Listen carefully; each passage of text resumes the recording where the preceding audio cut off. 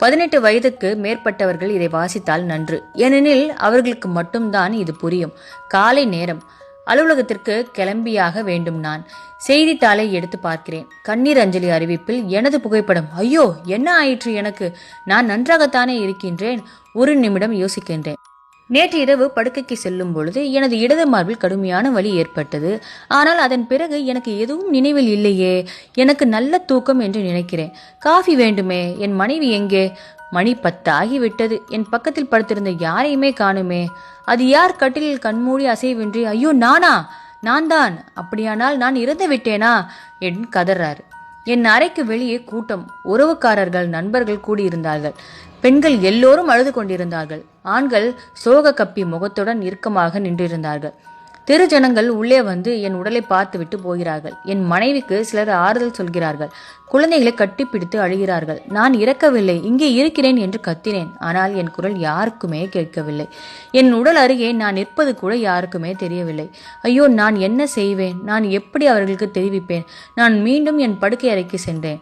நான் இறந்து விட்டேனா என்று என்னையே கேட்டேன். இறப்பு என்றால் இப்படித்தான் இருக்குமா?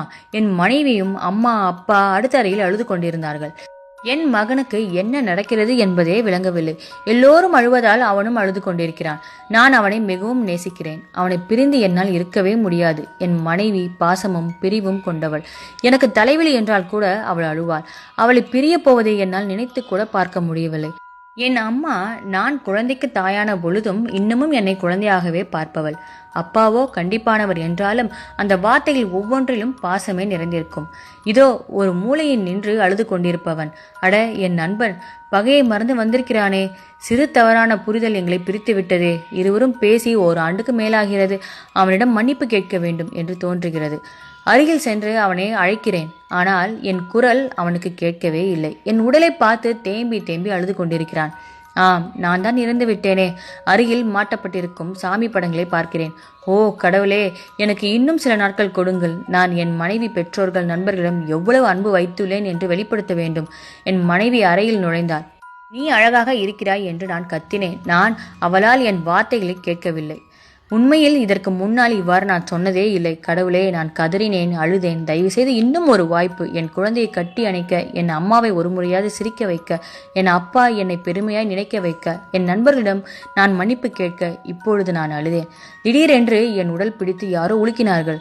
அதிர்ந்து கண் விழித்தேன். தூக்கத்தில் என்ன உளறல்? கனவு ஏதாவது கண்டீர்களா என்றாள் மனைவி. ஆம், வெறும் கனவு. நிம்மதியானேன்.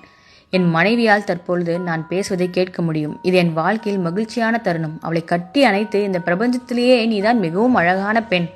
அது மட்டுமா, நீதான் பாசமான மனைவி. உன்னை நான் மிகவும் நேசிக்கின்றேன் என்றேன் முதன்முறையாக. முதலில் புரியாமல் விழித்த அவள் பின்னர் என் அருகே வந்து என்னை அணைத்து கொண்டாள். அவளது கண்களில் இருந்த லேசான கண்ணீர் வெளியேற துடித்தது. அது ஆனந்த கண்ணீர் என்பதை என்னால் புரிந்து கொள்ள முடிந்தது. இந்த 2வது வாய்ப்பு கொடுத்த கடவுளுக்கு நன்றி. நண்பர்களே, இன்னும் உங்களுக்கு நேரம் இருக்கிறது. உங்களது ஈகோவை புறம் தள்ளிவிட்டு உங்களது பாசத்தையும் நேசத்தையும் உங்களிடம் நெருக்கமானவர்களிடம் வெளிப்படுத்துங்கள். ஏனெனில் உங்களது பாசத்தையும் நேசத்தையும் வெளிப்படுத்த உங்களுக்கு 2வது வாய்ப்பு கிடைக்காமல் போகலாம். பிடித்திருந்தால் மற்றவர்களிடம் பகிர்ந்து கொள்ளுங்கள். இறந்த பிறகு இப்படி செய்திருக்கலாம், அப்படி செய்திருக்கலாம் என்று நினைப்பதற்கு பதில், இருக்கும் பொழுதே என்ன நினைக்கிறீங்களோ அதை செஞ்சிடுங்க. ஒவ்வொரு நிமிடமும் சந்தோஷமாக வாழுங்க. உங்களுக்கு இந்த பதிவு பிடிச்சிருந்துச்சா?